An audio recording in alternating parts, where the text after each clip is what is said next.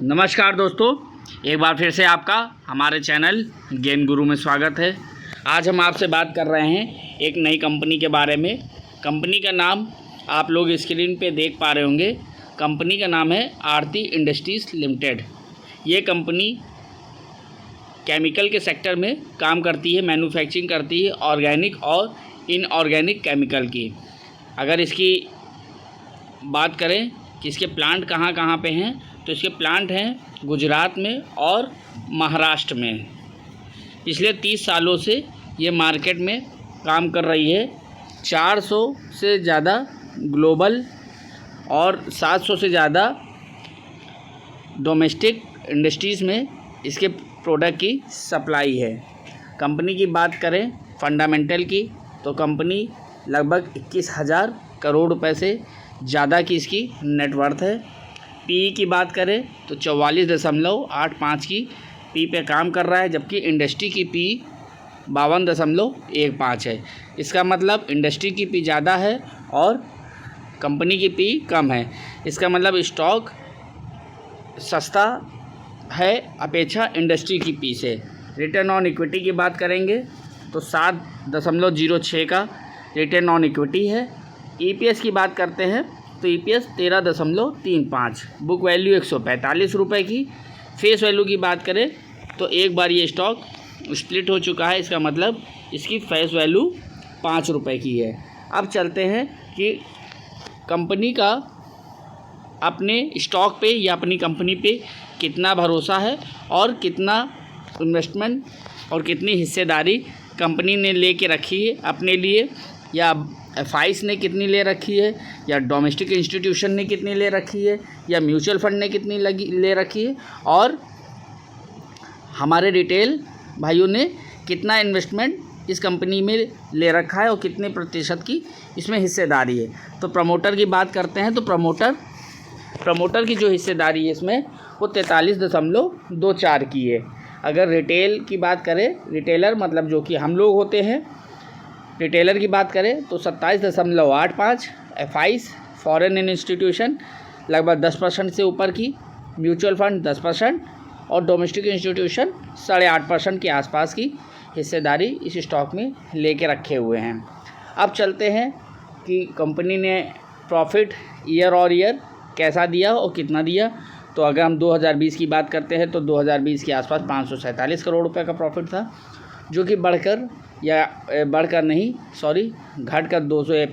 2021 में 535 करोड़ रुपए का हुआ। 2022 की बात करते हैं तो 1186 रुपए का करोड़ का प्रॉफिट रहा, जो 2023 में घटकर 545। और 2024 की बात करते हैं तो 416 करोड़ रुपए का प्रॉफिट कंपनी का रहा। ये तो हम कंपनी की बात कर लिए कि कंपनी किस तरीके से काम कर रही हो, क्या क्या इसके प्रोडक्ट है, क्या इसकी प्रमोटर होल्डिंग है, किन किन देशों में कितने लगभग सालों फैली हुई है।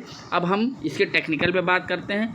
तो टेक्निकल पे अगर हम बात कर रहे हैं तो हमने अभी इसका वीकली का चार्ट लगा रखा है। वीकली के चार्ट पे आप देख पा रहे होंगे,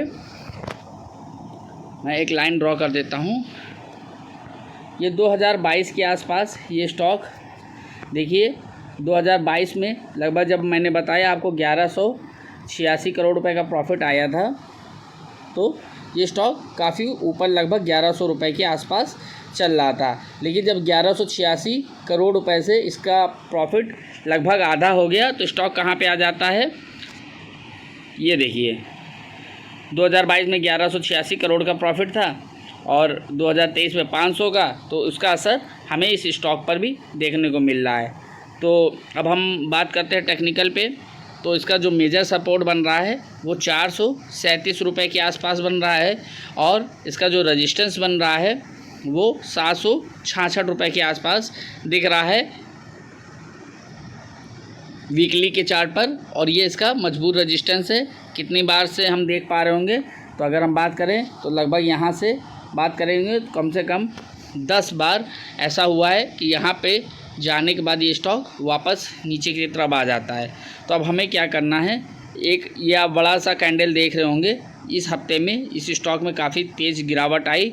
अगर ये स्टॉक यहाँ से रिवर्सल करता है, यहाँ पे एक हैमर कैंडल बनाएगा और हैमर कैंडल के नीचे का स्टॉप लॉस हम मेंटेन करके 766 रुपये की तरफ जाएंगे। अगर ये स्टॉक ये वाले लाइन के नीचे, ये जो इसकी सपोर्ट लाइन है 560 रुपये के नीचे क्लोज़ होने में कामयाब हो जाएगा तो फिर से हम वेट कर देंगे कहाँ के लिए, 437 रुपये के लिए। अगर 437 रुपये का सपोर्ट के आसपास ये स्टॉक मिलेगा तो ये बाइंग पोजीशन के लिए बहुत अच्छा होगा। और हम लोग टारगेट क्या लेके चलेंगे, फिर हमारा जो पहला टारगेट होगा वो 560 रुपये का होगा और दूसरा टारगेट होगा 760 रुपये का।